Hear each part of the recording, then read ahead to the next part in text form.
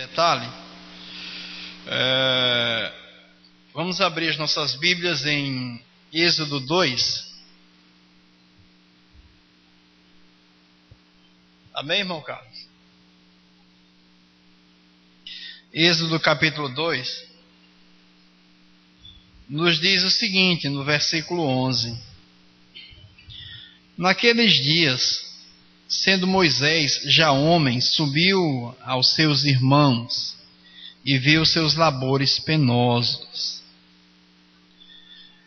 E viu que certo egípcio espancava um hebreu, um do seu povo.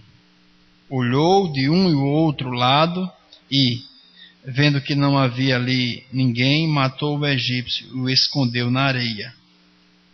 Saiu no dia seguinte e eis que 2 hebreus estavam brigando. E disse ao culpado: Por que espancas o teu próximo? O qual respondeu: Quem te pôs por príncipe e juiz sobre nós? Pensas matar-me? Como mataste o egípcio? Temeu, pois, Moisés e disse: Com certeza o descobriram. Informado desse caso, procurou o faraó matar Moisés. Porém Moisés fugiu da presença de Faraó e se deteve na terra de Midian. Irmãos, nessa primeira fase, fala dos 40 anos de Moisés. Quando Moisés completa 40 anos, ele percebe que havia labores penosos, assim nos diz a palavra aqui no versículo 11, Êxodo 2.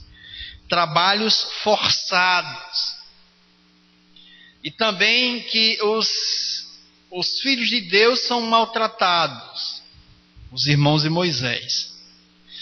E Moisés ele sai em defesa dos seus irmãos, e que na realidade Moisés entende que esse é o tempo da libertação. Mas o que é que acontece? O que é que nós percebemos? É que Moisés ele foge. Ele foge porque Faraó descobre o seu crime e ele foge com medo de Faraó. Mas quando a gente vai lá para o versículo 23 de Êxodo 2, decorridos muitos dias, morreu o rei do Egito. Os filhos de Israel gemiam sob a servidão, e por causa dela clamaram, e seu clamor subiu a Deus. Ouvindo Deus o seu gemido, lembrou-se da sua aliança com Abraão, com Isaque e com Jacó. E viu Deus os filhos de Israel e atentou para a sua condição. Gostaria de chamar a atenção dos irmãos para esse fato. Aqui nós percebemos que aos 40 anos, Moisés tenta salvar os hebreus, que estavam sob um regime político escravocrata. Mas a única coisa que Moisés faz é matar um egípcio e fugir. Mas depois de muito tempo, Deus vê a aflição, atenta para a aflição do seu povo, lembrando-se da aliança que ele fizera com os pais desse povo. E Deus vem em socorro desse povo. E aí, aos 80 anos, Moisés é levantado para socorrer o povo. O que é que nós temos aí, irmãos? Que cenário nós percebemos aí? Nós temos aqui aquilo que o Senhor nos adverte: andai no Espírito. Irmãos, se nós não formos sensíveis à voz do Espírito Santo, nós iremos sempre agir fora do tempo. Irmãos, é preciso sensibilidade ao Espírito Santo. O Espírito Santo, que é o mesmo Espírito de vida, ele está em nós. Mas como é que nós iremos ser guiados? Ali Romanos 8 nos diz, 14, todos os que são guiados pelo Espírito de Deus são filhos de Deus. Meus amados, mas infelizmente nós temos vivido, sobretudo, na direção do nosso velho armazém, da nossa velha herança, assim como Moisés fez. Moisés, ele foi treinado em toda a ciência, em toda a sabedoria do Egito.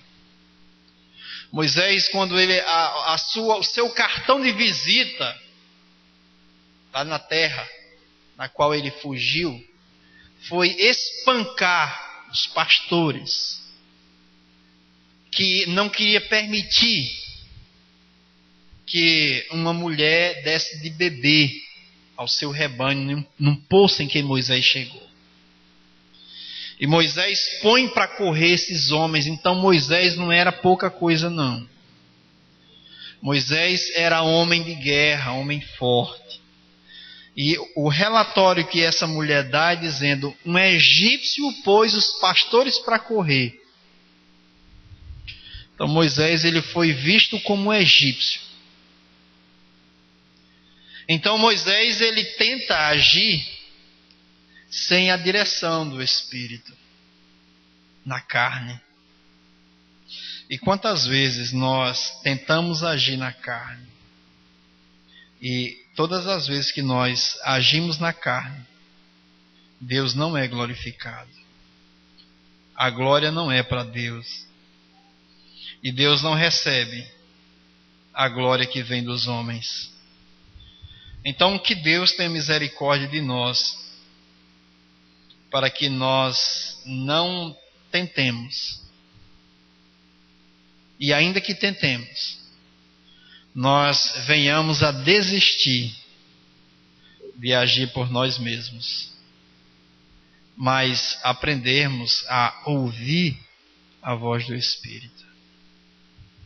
Ouvirmos a voz do Espírito, para sermos guiados pelo Espírito de Deus. Porque os filhos de Deus são aqueles que são guiados pelo Espírito de Deus. Amém, irmãos? E a gente tem visto, irmãos, que muitas vezes de coisas legais, legítimas, tem nos feito tropeçar. Algumas coisas que são legítimas para nós. Por exemplo, a comida. Comer. Encher a barriga é legítimo? É legal? É. Mas se nós não formos dirigidos pelo Espírito de Deus até o comer, até no comer nós estaremos pecando. Eu estava meditando. Qual foi o primeiro instrumento que Satanás usou para tentar Jesus ali na tentação do deserto? Não foi a comida? Se tu és o Filho de Deus, transforma esses pães em pedra. Amém, irmãos. Irmãos, estão atentos. E qual foi a resposta do Senhor Jesus? Viverá o homem. Irmãos, a gente precisa ter muito cuidado. O Senhor, falando ali em Mateus 6, ele diz: não vos inquieteis, dizendo: o que haveremos de comer? O que haveremos de beber? E bem um pouquinho antes, lá pelo 25, o Senhor diz assim: o que é que vale mais? A vida ou o alimento? o corpo ou o vestuário. Mas para os gentios, o corpo vale mais, o alimento vale mais do que o corpo. Para os gentios, a roupa vale mais do que o corpo. E o Senhor quer dizer para nós, quem foi que fez a vida? Foi o Senhor. Se o Senhor nos deu vida, será que Ele não vai nos dar o alimento? Porque Ele sabe que sem alimento não tem vida. Se o Senhor nos deu vida, Ele nos deu alimento. A gente percebe que ali em Gênesis Ele disse, o Senhor fez toda sorte de árvores frutíferas para o mantimento do homem.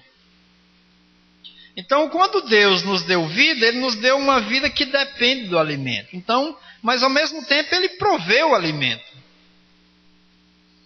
E quando a gente supervaloriza o alimento e se esquece que a vida é Deus quem dá e o alimento também, aí a gente anda, aí Satanás pega muitas vezes coisas legítimas e nos derruba. Mas se a gente aprender a viver na direção do Espírito, a gente vai entender que Satanás ele vai sempre estar lançando os seus dardos inflamados. Ali em Efésios chama dardos inflamados do maligno. E se a gente não viver sob essa direção, a liderança do Espírito Santo, a gente vai viver sempre derrotado por coisas tão pequenas. E a gente olha para Jesus e vai dizer, mas que radicalismo, por que ele não comeu? Que pecado há em comer? Mas a gente descobre nessas pequenas coisas que e Jesus nos diz que nem só de pão viverá o homem, mas de toda a palavra que procede da boca de Deus. Então o Senhor Jesus nos revela que a nossa preocupação tem que ser em primeiro lugar com o reino e com a sua justiça. E que as coisas Ele vai acrescentar. Mas a gente percebe que o cristianismo hoje não está preocupado nem com justiça, nem com o reino. O cristianismo hoje está preocupado com muitas coisas.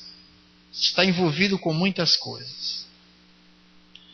Hoje, para alguém que fala da parte de Deus, ministrar a palavra de Deus, ministrar para Deus perante uma plateia que não tem interesse por Deus, é altamente desestimulante, é enfadonho, tanto para a plateia como para quem está expondo a palavra. Porque não há uma reciprocidade, não há uma sintonia. Sempre a palavra de Deus ela foi, nas épocas passadas e hoje, a irmã leu Isaías, Senhor, quem creu na nossa pregação, a quem se manifestou o braço do Senhor? Porque sempre o Senhor é desprezado. Ali Hebreus 3, ele diz, esse povo sempre erra o meu caminho. Eles não conhecem o meu caminho. A irmã leu, eu lembrei porque a irmã leu Isaías 55. Os meus caminhos não são os vossos caminhos. Os meus pensamentos não são os vossos pensamentos. Porque ali mostrou que tem dois tipos de pecadores: o perverso e o iníquo.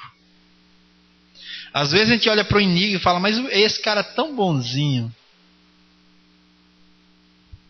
Aliás, olha para o iníquo. Não, perverso.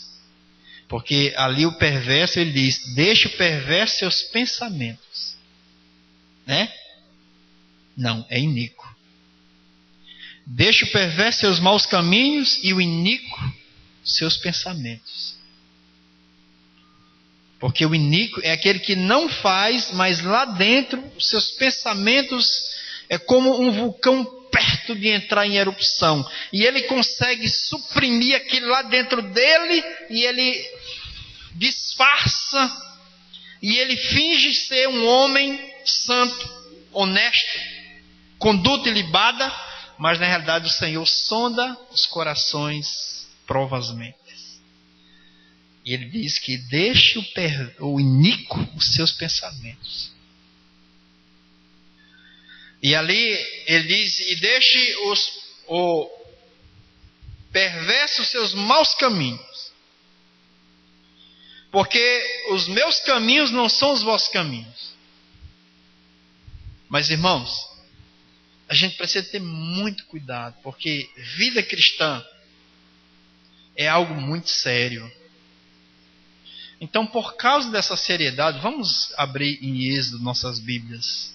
Êxodo, no capítulo 15. E vamos ler o versículo 17.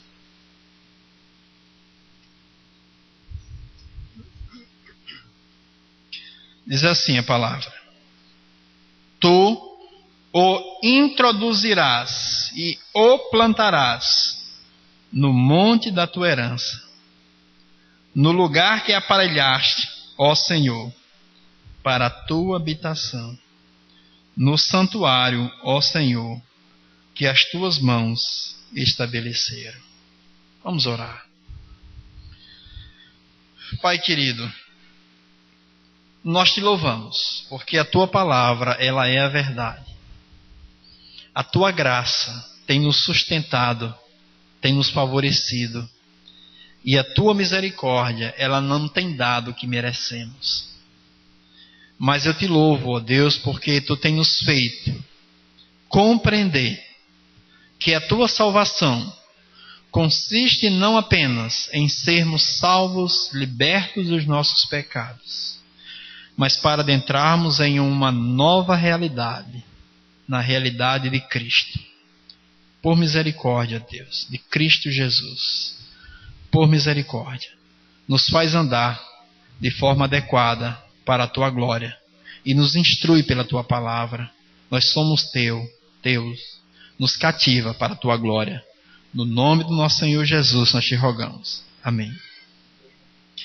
Irmãos,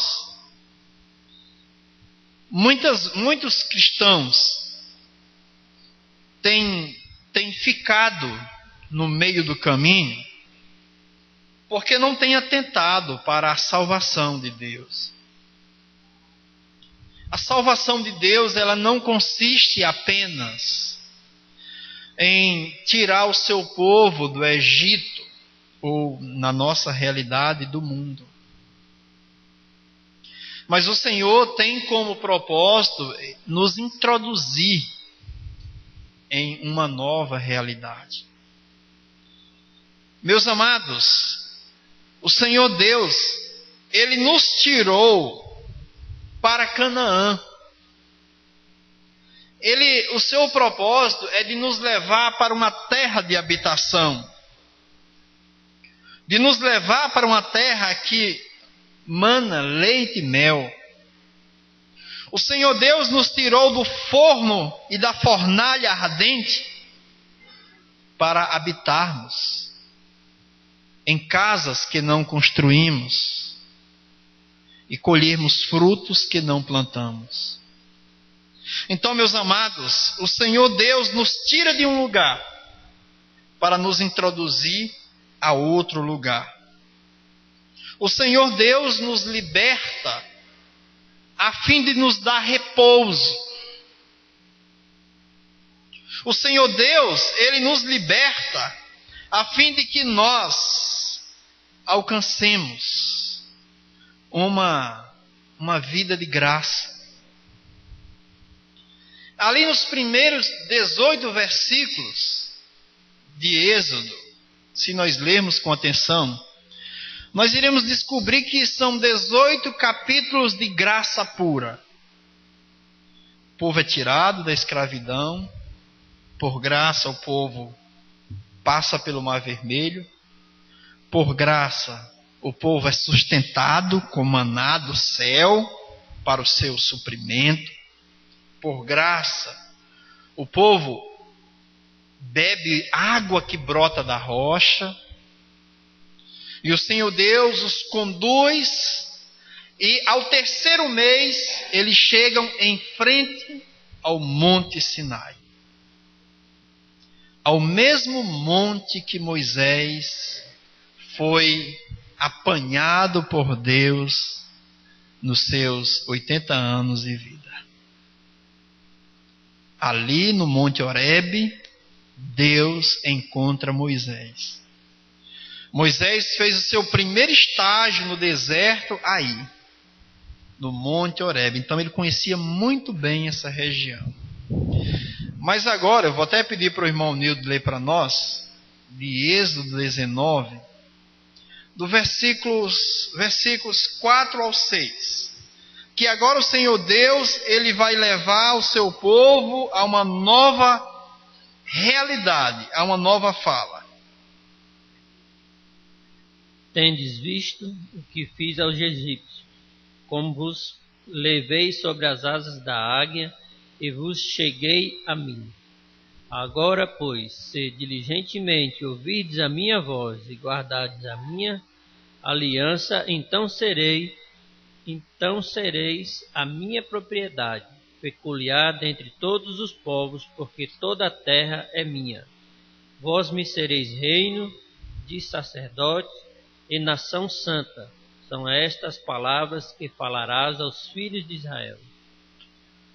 Irmãos, perceba, o Senhor Deus até então não tinha mandado dizer isso para os filhos de Israel. Até então, os filhos de Israel não sabiam qual era o propósito de Deus.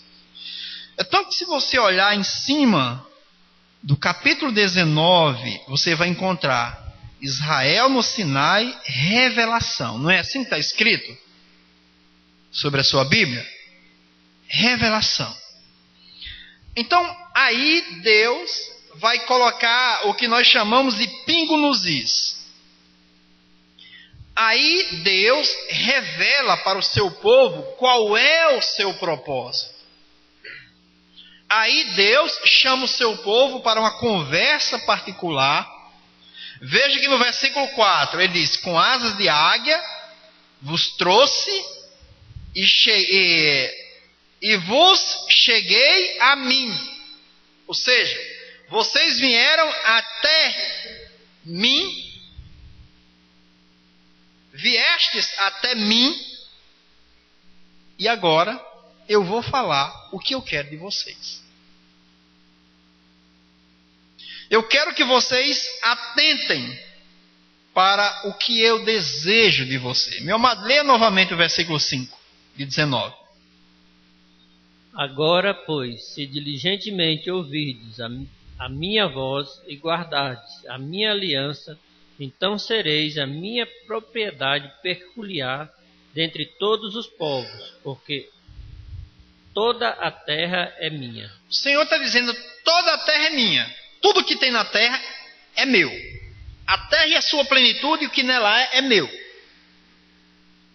Mas, se vocês, povo que eu tirei lá daquela terra de sofrimento, de escravidão, se vocês diligentemente, essa palavra diligentemente é cuidado ativo.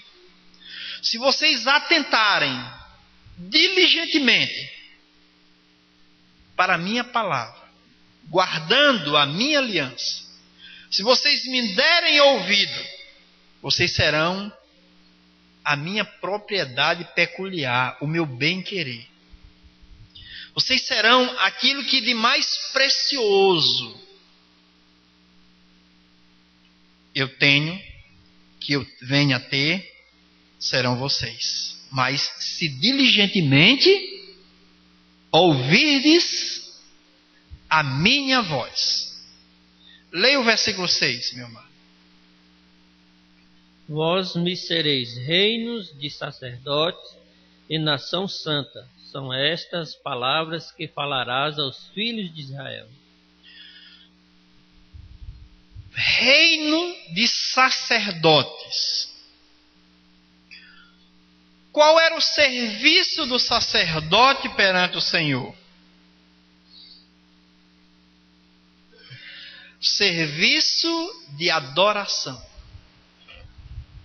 Servir e adorar o Senhor, serviço do sacerdote. Servir na casa do Senhor. Viver para o inteiro agrado de Deus. Uma nação santa. Santo porque separado. Um povo separado.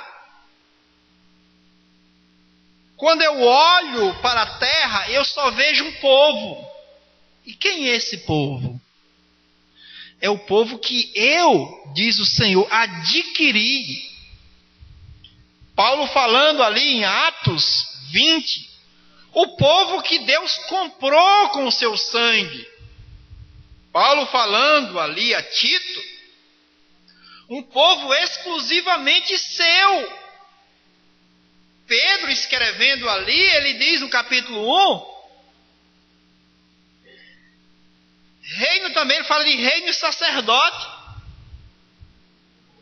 Então, amados, se diligentemente ouvirdes a minha voz. Deus estava abrindo o seu coração para o seu povo. Deus estava falando o que ele tinha em mente, em coração para com o seu povo. Eu não tirei vocês do Egito simplesmente porque vocês eram numerosos, ou fortes, ou belos. Eu tirei porque vos amo.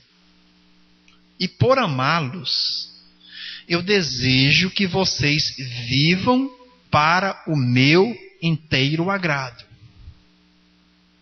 Que vocês prestem atenção no que eu falo. Eu estou dando ênfase a esse fato, porque nós precisamos dessa ênfase. No se diligentemente ouvides a minha voz. Nós somos muito precipitados, irmãos. Irmãos, quando nós somos salvos, a primeira coisa que nós queremos é fazer. A primeira coisa que nós desejamos é interagir. Mas a primeira coisa que Deus convida o povo é a ouvi-lo. Por isso que Deus os leva ao Monte Sinai, ao deserto de Sinai, para que ali de frente ao monte Deus pudesse falar e eles ali pudessem ouvir a Deus. Irmãos, a primeira coisa que nós podemos fazer, devemos fazer, é ouvir atentamente a voz de Deus. O Senhor Jesus, ali em Atos, ele diz: fiquem em Jerusalém, não saiam, até que do alto sejais revestidos de poder, então ser-me-eis as minhas testemunhas. Não façam nada, enquanto não vier sobre vocês o meu Espírito. Meus irmãos, e aí nós conhecemos a história do povo. Nós sabemos que o povo, durante 40 anos, eles tentaram a Deus. Nildo, vá abrindo, por favor, meu amado, em 1 Coríntios 10. Nós vimos que o povo ali no deserto, ali em Números diz que o povo foi impaciente no caminho. E o que eles fizeram no caminho? Eles murmuraram contra Moisés. Eles cobiçaram o que não deveriam cobiçar. Por favor, meu amado, leia a partir do versículo 1. 8. E não pratiquemos moralidade como alguns deles fizeram, e caíram num só dia 23.000. Não ponhamos o Senhor à prova, como alguns deles já fizeram e pereceram pelas mordeduras das serpentes. Nem murmureis, como alguns deles murmuraram e foram destruídos pelo exterminador. Estas coisas lhes sobrevieram como exemplos e foram escritas... Perdão, meu irmão. A partir do 1. 10:1, né? 10:1. Ora, irmãos, não quero que ignoreis que nossos pais estiveram todos sob a nuvem e todos passaram pelo mar, tendo sido todos batizados assim na nuvem como no mar. Com respeito a Moisés, todos eles comeram de um só manjar espiritual e beberam da mesma fonte espiritual, porque bebiam de uma pedra espiritual que os guia, e a pedra era Cristo. Entretanto, Deus não se agradou da maioria deles, razão porque ficaram prostrados no deserto. Meus amados, Deus não se agradou da maioria. Por isso eles ficaram prostrados. Morreram. Irmãos e irmãs, em nome do Senhor Jesus, nós fomos chamados para pertencermos a Deus. E aqui nós não podemos lutar com as nossas próprias armas, nem com o nosso próprio entendimento. Nós não podemos andar segundo o nosso raciocínio. Nós não podemos viver da maneira que nós entendemos ser o agrado de Deus. Nós temos que viver segundo a vontade de Deus. E interessante que aqui vai narrando, dizendo que todos eles saíram, foram guiados, beberam da mesma água, da mesma pedra, o qual simbolizava Cristo. Mas Deus não se agradou da maioria deles. Porque eles foram libertos do Egito, mas eles não desejaram entrar na plenitude, no descanso. Eles até se animaram em sair, mas eles não se animaram em herdar a terra prometida. Eles até se animaram de sair debaixo das cargas dos egípcios, mas eles não se animaram em tomar o jugo de Cristo. Eles não quiseram entrar na realidade. Eles quiseram andar ao seu bel prazer. Leia o versículo 11, meu amado, agora. Depois você volta para o 6. Estas coisas lhes sobrevieram como exemplos e foram escritas para a advertência nossa, de nós outros, sobre quem os fins dos séculos têm chegado. Meus amados, estas coisas são exemplos. O escritor aos Hebreus diz: como escaparemos nós se negligenciarmos tão grande salvação? Irmãos, eu posso imaginar aquelas cerca de 2,5 milhões de pessoas ali no deserto de Sinai, esperando Moisés voltar com as palavras de Deus. E eu lembro que aquele povo disse assim para Moisés, respondeu positivamente. Se eu não me engano, no capítulo 24, eles disseram: nós faremos tudo o que o Senhor mandar. Nós obedeceremos ao Senhor. Ora, meus irmãos, mas a maioria desse povo, muitos deles ficaram prostrados no deserto, porque Deus não se agradou dele. Volte para o versículo 6, meu amado. 1 Coríntios 10, 6. Leio? Sim. Ora, estas coisas se tornaram exemplos para nós, a fim de que não cobicemos as coisas más como eles cobiçaram. Você percebe, irmãos? E quais foram as coisas más que eles cobiçaram? Amados, Deus estava dando para eles todo suprimento. E eles estavam desejando as comidas do Egito. Irmãos, isso é advertência para nós. Quantos filhos e filhas de Deus desprezam o que Deus lhes dá? Porque sente saudade, ao mesmo tempo que fastio das coisas que Deus dá, tem apetite pelas coisas do mundo, irmãos. Quantos irmãos, quantos filhos e filhas de Deus estão com fastio de Deus, não sente prazer em Deus, mas se alegra com as coisas do mundo. Isso é o mesmo que eles fizeram, cobiçaram coisas más, e o que é má é o que Deus não dá. As coisas más é o que o mundo oferece. Quantos filhos de Deus trocam aquilo que Deus tem dado por as coisas do mundo, irmãos? Irmãos, que tempo é esse, irmãos? Que povo é esse que despreza a Deus, que não ama a Deus, mas que tem amado o mundo? A palavra diz que aquele que ama o mundo, o amor do Pai não está nele. Quantos irmãos estão derrotados, porque estão aprisionados no mundo? Ninguém, irmãos, ninguém vai servir a Deus de forma adequada, ainda escravo. O Senhor Deus, para que nós o servíssemos, para que nós o adorássemos, Ele nos tirou do Egito, nos tirou do mundo, irmãos. Passamos pelo mar. O nosso mar é o nosso batismo. Nós dizemos: não temos mais nada com o mundo, não amamos o mundo, somos de Cristo. E agora, irmãos, o Senhor nos adverte dizendo: não cobicemos como eles. Eles cobiçaram as coisas más. Continue, meu amado, no versículo 7.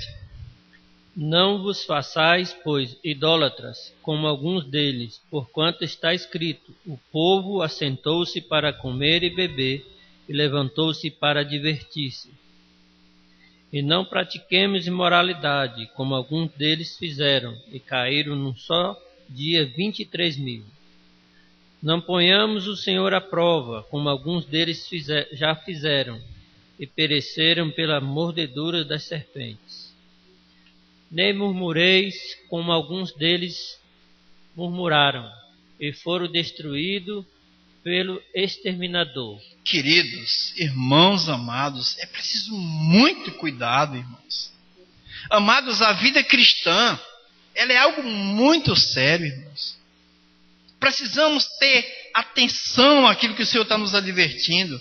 Precisamos ter cuidado para que não vivamos, amados, como tem vivido o mundo. O mundo tem desprezado a Deus. O mundo tem vivido da sua bela maneira de viver. A gente tem dito aqui hoje, e o Senhor tem falado isso para nós: o Senhor simplesmente não nos tirou do mundo sem propósito. O Senhor Deus, quando olhou para você, quando olhou para mim, Ele tinha e tem um propósito, irmãos. Ali nós lemos que o Senhor nos tirou do Egito para nos pôr no lugar da sua habitação, irmãos. Ele nos tirou do mundo para sermos a sua habitação, amados. Amados, Deus não deseja, como nós também não desejamos morar em um local que nos é totalmente hostil.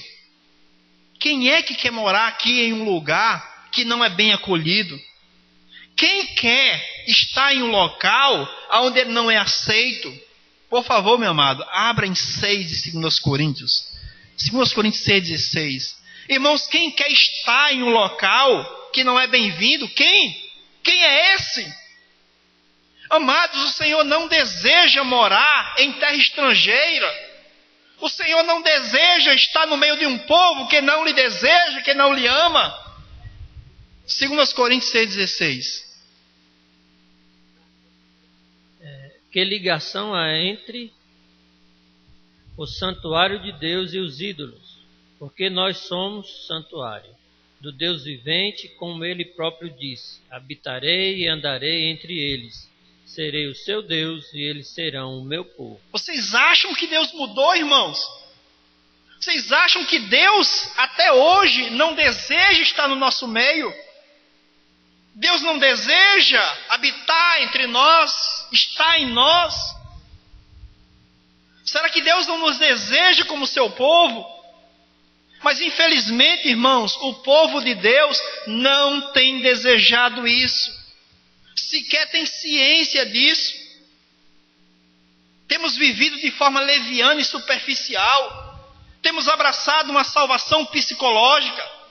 Temos vivido de uma falácia, de algo que não é real, não é realidade. Meus irmãos, eu vejo ali a leitura que a irmã fez há pouco tempo. Paulo escrevendo ali, o irmão Léo pediu para abrir lá em Tito 3, quando Paulo exorta dizendo, toma aí Apolo, e aquele outro irmão que não me recordo o nome, e o instrui, o conduz de uma forma que nele não haja nenhuma falta. Irmãos, Apolo, o qual a Bíblia diz que era homem poderoso nas Escrituras, mas não é o fato de alguém ter um bom conhecimento das Escrituras que ele é completo. E Apolo precisava ser corrigido, ser conduzido a uma experiência real de intimidade com o Senhor, de que não haja falta alguma. E quantos de nós precisamos, irmãos, disso? Todos nós precisamos. Precisamos que entremos nessa plenitude de Deus, irmãos. Vamos ler 2 textos para a gente fazer uma comparação. O primeiro é lá em Efésios. Efésios, capítulo 3. O irmão Nildo vai ler para nós Efésios capítulo 3, do 16 ao 19. Amados, em Cristo, Cristo que é o lugar de habitação do Senhor, nele reside toda a plenitude de Deus, amados. Nele reside toda a plenitude. Sabe, irmãos, e o que Deus quer que nós estejamos, o que Deus deseja que recebamos de Cristo? Sim, irmãos, que recebamos essa plenitude, amados. A plenitude que nele está. Por favor, Efésios 6, 3, aliás, do 16 ao 19. Para que, segundo a riqueza da sua glória, vos conceda que sejais fortalecidos com poder, mediante o seu Espírito, no homem interior. E assim habitei Cristo no vosso coração, pela fé, estando vós arraigados e alicerçados em amor, a fim de poderdes compreender com todos os santos qual é a largura e o comprimento e a altura e a profundidade, e conhecer o amor de Cristo, que excede todo entendimento, para que sejais tomados de toda a plenitude de Deus. Irmãos, agora eu vou ler um texto para os irmãos e vocês ficam em Efésios, permaneçam em Efésios. E nós iremos comparar esses 2 textos. Assim que Abraão se separa de Ló, Deus dá uma revelação para Abraão. Eu irei ler Gênesis 13, a partir do versículo 14.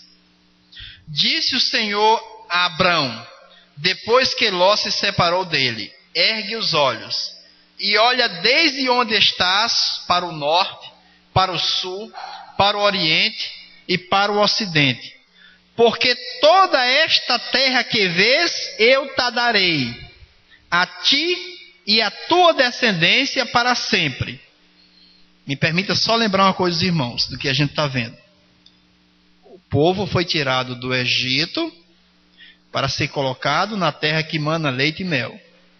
Aqui o Senhor está dizendo para Abraão, eu te darei, a terra é tua. A mesma terra, a terra é tua. Tua e de teus descendentes. Preste atenção. 16. Farei a tua descendência como o pó da terra, de maneira que, se alguém puder contar o pó da terra, então se contará também a tua descendência. 17.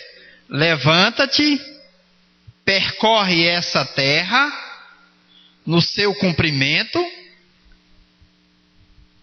na sua largura, porque eu te darei. Nildo, leia novamente, por favor, Efésios 3, 16. Antes eu vou ler novamente. Só um instante. Levanta-te, Gênesis 13:17. Levanta-te, percorre esta terra no seu comprimento e na sua largura, porque eu te darei. Para que, segundo a riqueza da sua glória, vos conceda que sejais fortalecidos com poder, mediante o seu Espírito no homem interior. 18. A fim de poderdes compreender com todos os santos qual é a largura e o comprimento e a altura e a profundidade. Só um instante. Dá para fazer um paralelo entre os dois? Tem ligação entre os dois? Quem é a nossa terra prometida hoje? Cristo. A Abraão e aos seus descendentes foi prometida uma terra. A figura de Cristo. Canaã prefigurava Cristo. Só que ele diz: percorre essa terra. Percorre a terra. E aí Paulo diz: através do fortalecimento do homem interior, pelo poder de Deus, nós possamos compreender a largura, profundidade e altura. Mas quando é que nós iremos descobrir? Quando nós tivermos experiência em tomar posse da terra, em experimentar a terra, em usufruir dos frutos da terra.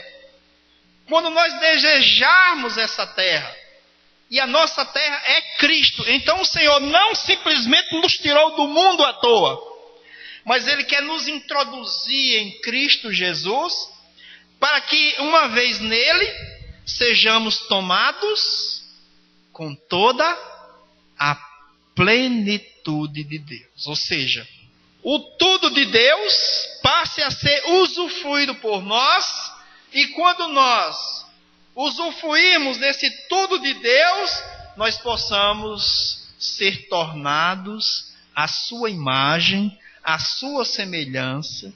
Nós possamos assim sermos edificados como santuário de Deus, e assim Deus poder morar à vontade em nós. Deus poder se sentir à vontade em nós. Por quê? Voltando lá para Êxodo 19, quando ele disse: vós me sereis nação santa, reino de sacerdotes. Ou seja, um povo santo que me serve e que me adora. Um povo que me adora e que me serve. E quando eu tiver esse povo que me adora e que me serve, então eu estarei à vontade no meio deles. E é interessante, Walter, falando isso aí, me fez refletir o seguinte: você vê que Deus tirou todos. Se Jesus Cristo, se Canaã era a terra e simbolizava Jesus Cristo, então dá para a gente ver uma coisa aí. E Deus tirou todos de lá. Mas no caminho, devido à negligência do povo, nem todos entraram. E também me fez lembrar daquele texto que diz: muitos foram chamados, mas poucos os escolhidos. Sobre isso, Estevão, ele disse para o povo, para os judeus: assim fizeram os vossos pais, assim também vocês fazem, ó desprezadores. Porque os pais desprezaram aquilo que prefigurava a Cristo. E Deus não se agradou. Então vamos ver Hebreus 3. Irmãos, isso é sério, irmãos. Em nome do Senhor Jesus. Irmãos, despertemos, irmãos. Meus amados, vamos acordar, irmãos. Não vamos brincar de salvação, irmãos.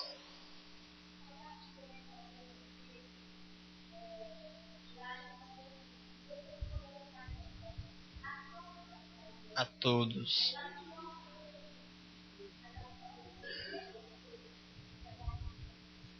Amém. Amém.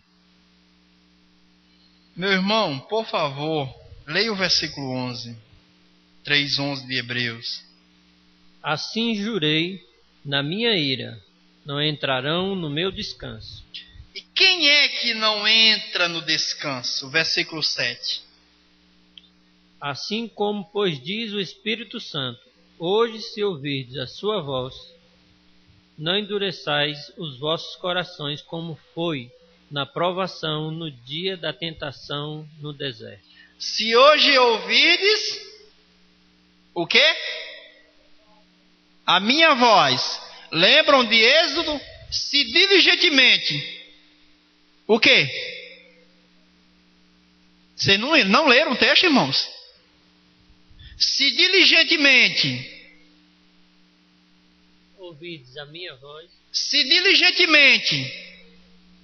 Ouvides, irmãos. Ouvides, por favor. Se diligentemente ouvides. E ele repete aqui. Se ouvides a minha voz, não endureçais o vosso coração, como na provocação, no dia da tentação do deserto. Irmãos, por favor, o Senhor está repetindo a mesma coisa, hoje, ontem, amanhã e sempre, por favor. Porque quando a gente despreza aquele que fala da parte do Senhor, estamos desprezando o próprio Senhor, irmãos. Quando rejeitamos aquele que nos fala da parte do Senhor, estamos rejeitando o Senhor, irmãos. Em nome do Senhor Jesus. Se não vivermos sob o temor do Senhor, amados, que salvação é essa, irmãos? Tem horas que eu me coloco e lamento com o meu irmão Jeremias. O meu irmão Jeremias, ele dizia, o profeta Jeremias, ele dizia, eu me sinto palhaço pregando para esse povo. Em outras palavras, porque a tua palavra só serve de escárnio e de zombaria. Ele diz, eu nunca emprestei dinheiro com usura, eu nunca usei de falsidade, mas os meus próprios amigos querem me ver tropeçar para zombarem de mim. Esse era o povo de Deus na época do profeta Jeremias. E hoje, irmãos, não é muito diferente. As pessoas se enclausuram numa capa de religiosidade, se dizem povo de Deus, mas quando a palavra de Deus é aberta, os corações não ardem, não desejam a palavra de Deus. Quantos ouvintes, a única preocupação é que chegue o horário para acabar a reunião, para voltarem para suas vidas medíocres, porque não tem interesse nas coisas de Deus. Por favor, não venha, não se reúna, fique na sua mediocridade, porque as coisas santas não é para porco, não é para cão, mas é para quem ama o Senhor, irmãos. Por favor. Quando os homens recebem regras e mais regras, preceitos e mais preceitos. Hoje me ligou uma pessoa falando, domingo vai ter culto, reunião de culto. Eu falei, por que não vai? Ah, porque ninguém vai. Eu falei, não vai por quê? E eu fui meio grosseiro, ainda bem que o telefone caiu, mas as palavras que eu disse naquela hora foram muito grossas. E na hora a ligação caiu. Graças a Deus que o irmão não ouviu o que eu disse. O que eu tenho a ver que domingo é um dia eleitoral? O que eu tenho a ver com isso? Porventura eu vou celebrar, comemorar? Eu vou sair nas ruas levantando bandeira por alguém? A Bíblia diz que a igreja, ela é coluna e baluarte da verdade. Coluna que sustenta e baluarte que proclama. Nós proclamamos a vida eterna, proclamamos salvação, proclamamos libertação, não mentiras. E domingo estarei aqui em nome de Jesus, se Ele permitir. Ainda que eu sozinho, com esse microfone e com o áudio lá gravando a mensagem para um dia alguém ouvir, estaremos aqui em nome de Jesus. Eu não tenho nada a ver com essas coisas por aí. Irmãos, tem que ser radical assim. A gente não pode estar fazendo concessão com esses conselhos que vêm do inferno para a gente estar diminuindo, estar afrouxando e andar atrás de tolice de menino. Quando eu era menino, eu falava, pensava, agia como menino. Quando eu cresci, logo deixei as coisas de menino. Houve um tempo que eu saía atrás das carreatas. Houve um tempo que eu gostava de poder mais de comício. Mas chegou um tempo que eu tenho aversão. Eu tenho náuseas. Porque eu deixei essas coisas de menino. Tenho outras meninices, mas essa eu já deixei, graças a Deus. Não condeno quem vai atrás, porque um dia eu fui. Mas comigo eu não tenho mais parte com isso. E louvo a Deus, porque tem um monte de menina aí que gosta dessas coisas, mas até hoje não me chamaram ainda. Eu acho que eu sou muito sem graça e elas não têm coragem de me convidar. Mas por favor, irmão, me desculpe o tom de voz. Versículo 10, Hebreus 3:10. 3:2. 10.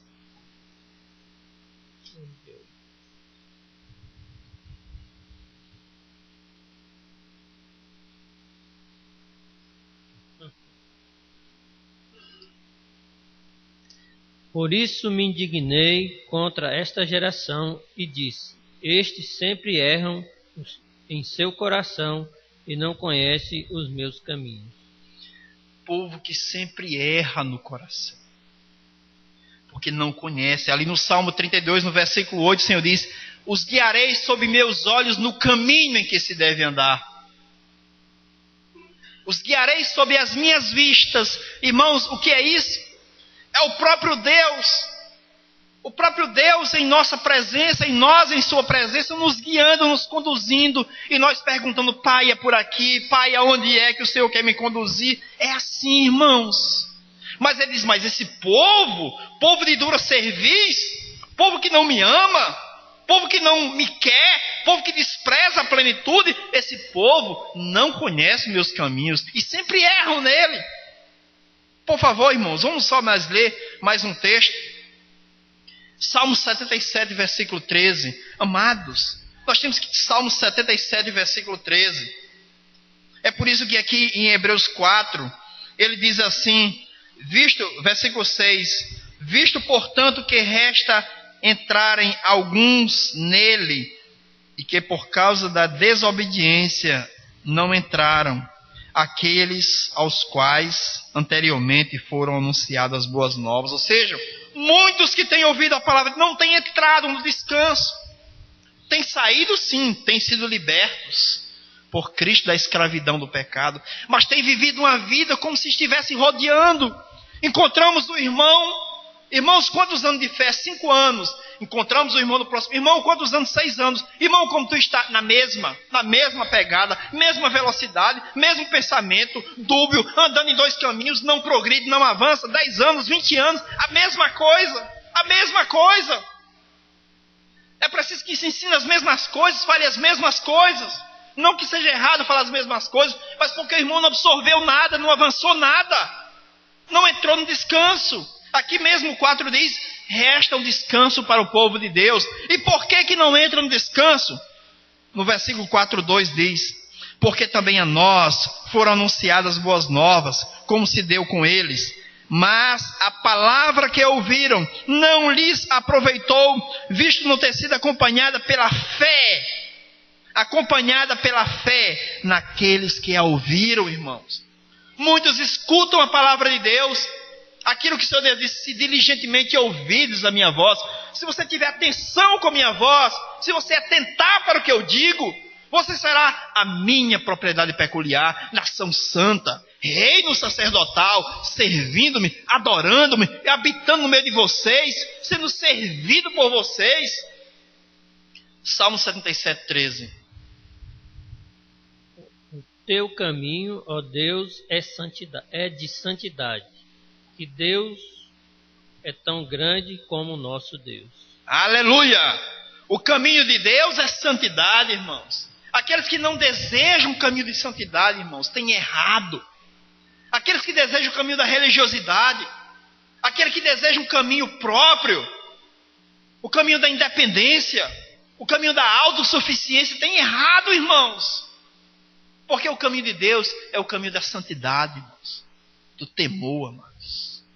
Irmãos, só assim, irmãos, Deus se sentirá à vontade na sua habitação. Nós somos a habitação de Deus.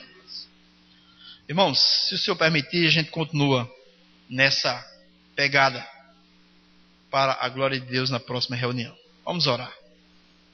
Pai querido, eu te louvo, Pai, pela tua palavra que foi lida, que foi posta aqui, ó Deus, para que nós, por graça, possamos absorvê-la, possamos acatá-la em nossos corações, que o Senhor a transforme em nós em espírito e em vida, Deus, que não venhamos desprezar a tua palavra, não venhamos, que a tua palavra não seja furtada, ó Deus, não sejamos distraídos ao ponto de perdermos de vista Cristo, ó Pai, mas que haja temor em nossos corações, que nós possamos te servir com integridade, que nós possamos entender que a tua casa convém em santidade, ó Deus, por misericórdia, nos adequa, Senhor, nos faz viver de forma normal, sermos vencedores, ó Deus, sermos guiados pelo Espírito, andarmos em Espírito, para a tua glória, Deus. É no nome do Senhor Jesus nós te rogamos. Amém.